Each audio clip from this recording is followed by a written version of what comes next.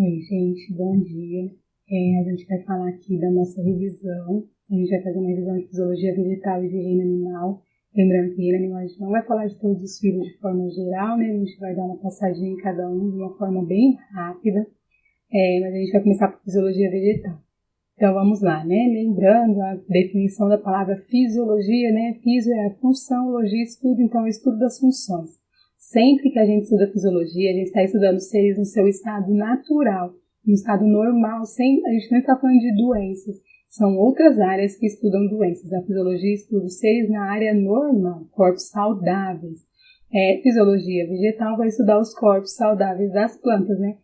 Se ele estiver saudável, como que ele funciona? Exatamente isso que a gente estuda em fisiologia. Para iniciar, a gente vai falar de nutrição, né? Lembrando que a maioria das plantas, elas se nutrem através da fotossíntese. A gente tem as trepadeiras, por exemplo, que são consideradas parasitas, e aí elas absorvem diretamente a seiva elaborada de outras plantas, ou seja, elas não vão fazer fotossíntese. E a gente tem as plantas carnívoras, que são plantas que se alimentam de pequenos artrópodes. As plantas carnívoras não se alimentam exclusivamente de pequenos artrópodes. Elas se alimentam de pequenos artrópodes, mas elas fazem também fotossíntese. É muito importante a gente saber isso, né? As pessoas ficam achando que as plantas carnívoras comem só, por exemplo, muitas plantas carnívoras comem moscas, insetos, né? As pessoas ficam achando que eles comem só isso. Não. As plantas carnívoras, elas utilizam a flor delas, né? A flor normalmente é muito atrativa para esses pequenos artrópodes. E aí, quando ele chega ali achando que ele vai se dar bem, que ele vai, né? Se alimentar de alguma coisa ali, porque a cor é atrativa, o cheiro é atrativo.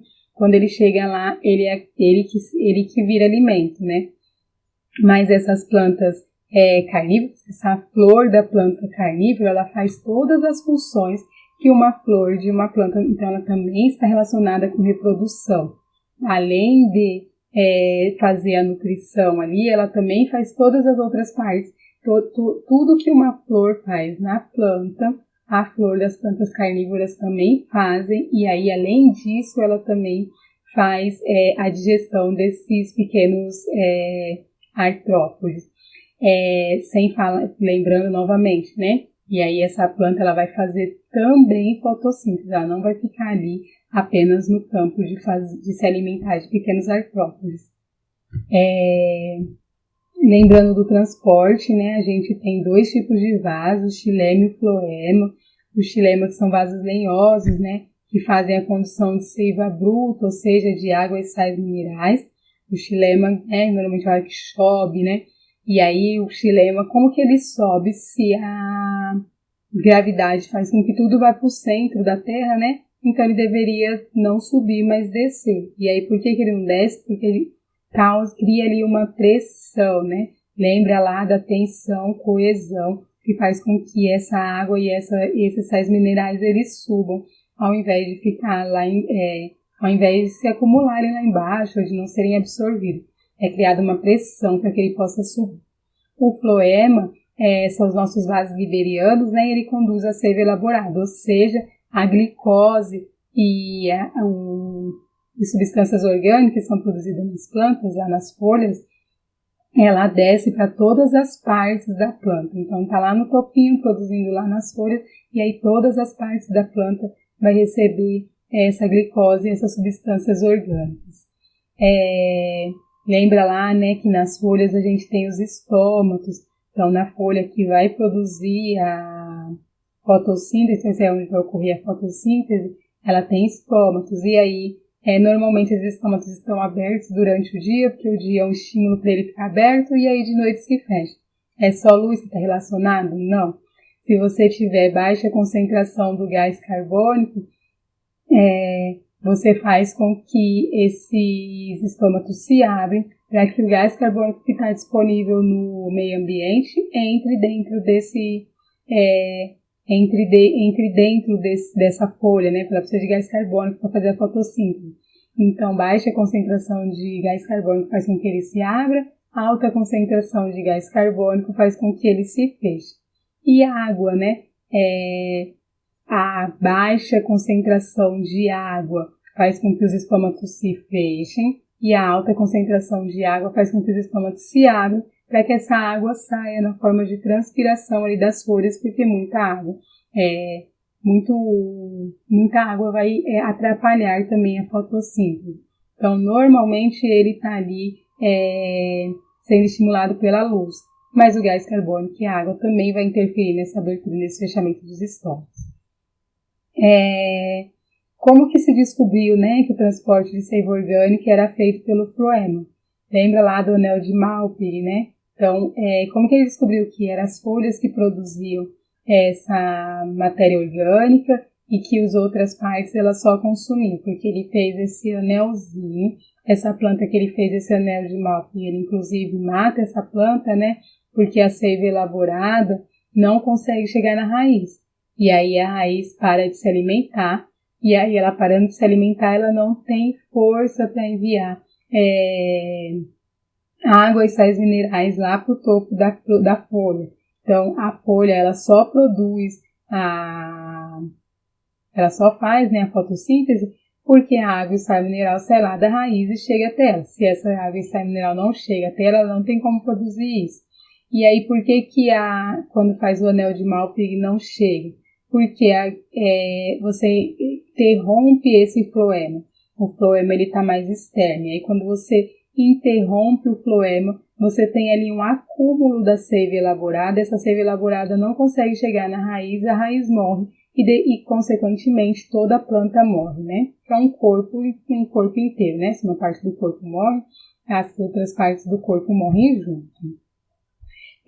As plantas, elas não têm sistema nervoso. E aí, não tendo sistema nervoso, como que elas reagem, né? Então, apesar de não terem sistema nervoso, elas têm controle do seu crescimento, do seu desenvolvimento. E elas fazem isso com a presença de fito-hormônios. Elas têm fito-hormônios. A gente pode induzir, né, pode colocar fito-hormônios nas plantas, mas normalmente esses fito-hormônios já estão lá. E aí, além disso, elas também reagem a estímulos ambientais. Luz, gravidade, contato. De contato tem aquelas plantinhas que a gente chama de sem vergonha, que quando a gente toca nelas, elas se fecham. As deonéia, por exemplo, que a gente falou, né, quando a gente falou de planta carnívora, é outra planta também que reage a contato. Um pequeno carnívoro é ótimo, né? Um pequeno artrópode encosta nela e aí ela se fecha, que ela teve aquele contato e ela se fecha.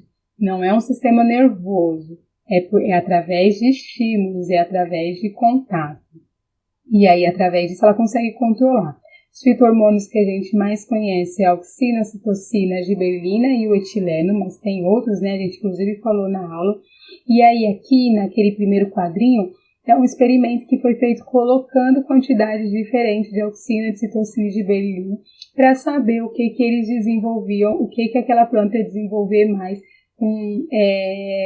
com o acréscimo desse fito-hormônio.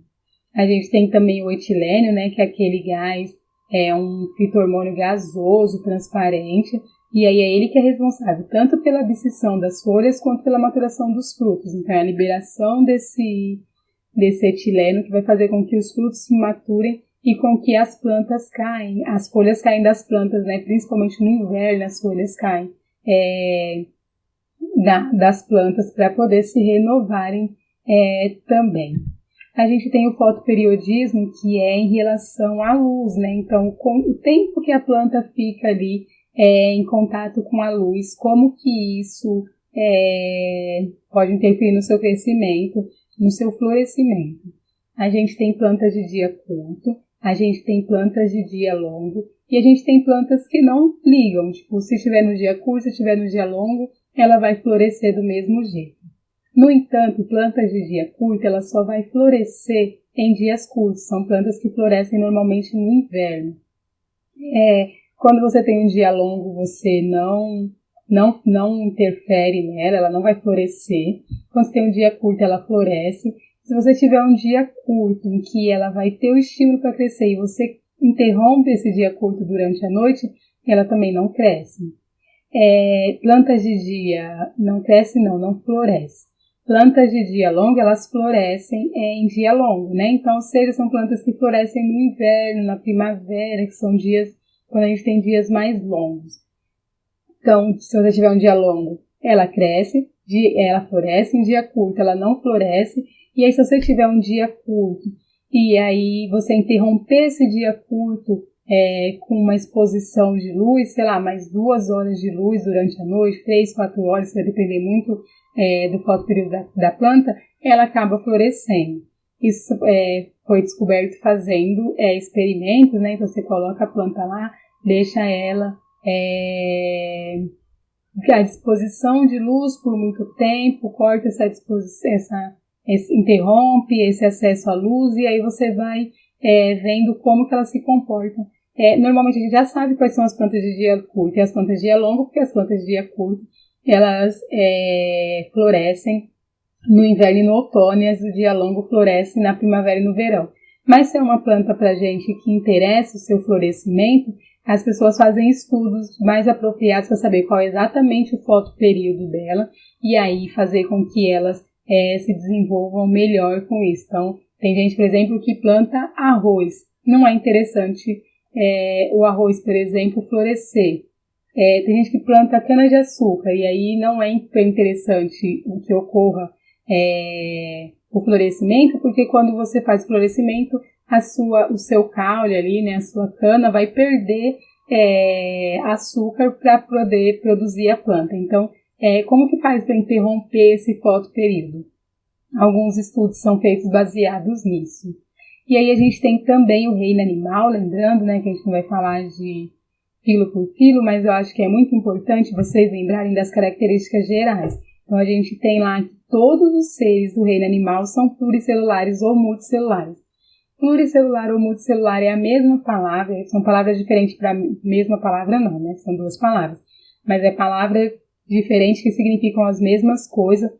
Alguns autores utilizam multicelulares, mas o mais comum é a gente ver pluricelular, ou seja, tem mais de uma célula. Pode ter 2, já é considerado pluricelular, mas normalmente seres pluricelulares têm uma infinidade de células. Não tem só 2, não. Eles normalmente têm um monte. E são seres heterotróficos, né? Nós, animais, somos heterotróficos, ou seja, a gente precisa se alimentar para obter energia. A gente não obtém energia através da luz, por exemplo, que é o que acontece com as plantas que são autotróficas. Nós não, nós infelizmente precisamos se alimentar para produzir, para obter essa energia. E aí essa energia que a gente consome através do alimento, o que a gente utiliza, o que a gente precisa, a gente utiliza, o que a gente não precisa, a gente guarda, né? E aí nos animais, esse guardar energia fica em forma de glicogênio. E todas as células animais são eucariontes, ou seja, tem núcleo, tem a presença lá da carioteca, tem um núcleo onde o material genético fica guardado. Então, isso é característica geral de animais. Para você ser um animal, você tem que estar dentro dessas características. E aí a gente tem os filos, né? Os poríferos. É muito comum a gente ouvir as pessoas falar que para ser animal tem que ter presença de sistema nervoso. Os poríferos são os animais mais simples, eles não têm sistema algum, né? São aquelas esponjinhas lá que a gente estudou e não tem nenhum tipo de sistema e mesmo assim eles estão no reino animal. Por quê? Porque eles são pluricelulares, porque eles são eucariontes e porque eles são heterotróficos. A gente tem os quinidários depois, né, que são as algas do mar, que elas já começam a apresentar algum tipo de sistema, né, eles são diblásticos, e aí, portanto, eles já são capazes de formar tecidos, mas assim, eles ainda são muito rudimentares, e ainda assim, eles são animais. Depois a gente tem os plateumintes, que são os vermes achatados, os neumateumintes, que são os vermes alongados, e eles têm os moluscos. Depois disso a gente tem os anelídeos, né? Um exemplo que a gente tem de anelídeo eu ia falar lombriga, viajei, né? Que elas se parecem, mas é a minhoca. Se parecem fisicamente, mas elas são completamente, lombriga é o nemateuminto, né? Os anelídeos, eles são muito mais complexos do que os neumateumintos. Depois a gente tem os artrópodes lá, que a gente tem as 5 classes dos artrópodes. Depois a gente tem os equinodermas. E os equinodermas, a gente percebe que algumas características dele são muito... se a gente pensar na cadeia de evolução, né, em que a gente ficou seres de simetria bilateral. Ter simetria bilateral é uma evolução, é considerado uma evolução. No entanto, os equinodermas, eles retrocedem, eles têm uma simetria radial, né? Que nem os poríferos, né? Que você consegue lá, a simetria dos equinodermas é em 5, né? Normalmente, você pega lá uma mistura do mar, você consegue 5 partes iguais. No entanto, isso não é evolução, isso é um retrocesso. E aí, por que os equinodermas, então, estão aqui? Porque eles são a primeira vez que o blastóporo dá origem ao ânus e não à boca. E isso é uma característica que a gente vai encontrar só nos equinodermas e nos cordados. E é por isso que os equinodermas estão aqui. A gente tem os cordados, né? E nos cordados a gente falou dos peixes, dos anfíbios, dos répteis, das aves e dos mamíferos. Os peixes são aqueles seres lá que tem a linha lateral, que a visão deles é muito ruim, né? Mas eles conseguem caminhar ali direitinho por causa da linha lateral, eles têm bexiga natatória. Os anfíbios são os animais de vida dupla, né? Então, o que a gente falou lá do sapo, da perereca e da rã, eles precisam da água para reprodução. Então, enquanto eles são larvas, eles vivem lá dentro da água. Depois que eles crescem, eles podem viver na terra, mas eles ainda vivendo na terra, eles só se reproduzem na água. Então, é o que a gente fala de anfíbios, de animais de vida dupla. A gente tem os répteis são os primeiros cordados a conquistarem o ambiente terrestre, porque os répteis já não vão precisar mais da água para se reproduzirem nem para nada, eles conseguem viver fora da água. Apesar de que ainda eles estão ali em regiões muito próximas à água, eles já são capazes de viver fora da água, eles não precisam da água em questão de estrutura corporal, de reprodução ou de nada disso. A gente tem as aves e os mamíferos, lembrando que as aves e os mamíferos são tão evoluídos quanto, mas eles tiveram uma bifurcação ali na evolução, e aí foi um para um lado e outro para o outro, por isso que um é ave e o outro é mamífero, né? As aves, elas têm penas, elas voam normalmente, né? Uma característica muito importante das aves é que elas voam, todas as aves voam, algumas não, né? Por exemplo, o avestruz é uma ave que não voa, mas mesmo assim ele é uma ave. E aí os mamíferos são aqueles seres que têm pelo no corpo, que mamam, eles têm cuidado paterno, né? Esse um cuidado parental, que é o cuidado que as espécies ali têm com seus filhos, até com que eles consigam se desenvolver. E nos mamíferos, as pessoas falam bem assim, professora, mas tem mamífero que não tem pelo.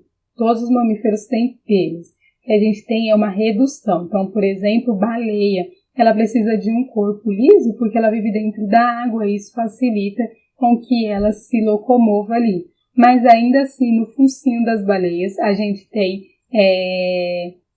a presença de pelos. Então, ela tem uma quantidade muito reduzida, mas ainda tem pelo. Era isso que eu queria falar para vocês, agradeço, estudem, revejam as 2 aulas novamente, qualquer dúvida me chama no chat, vocês são ótimos, vocês vão arrasar na prova, eu tenho certeza disso. E aí qualquer coisa que vocês precisarem, me chama.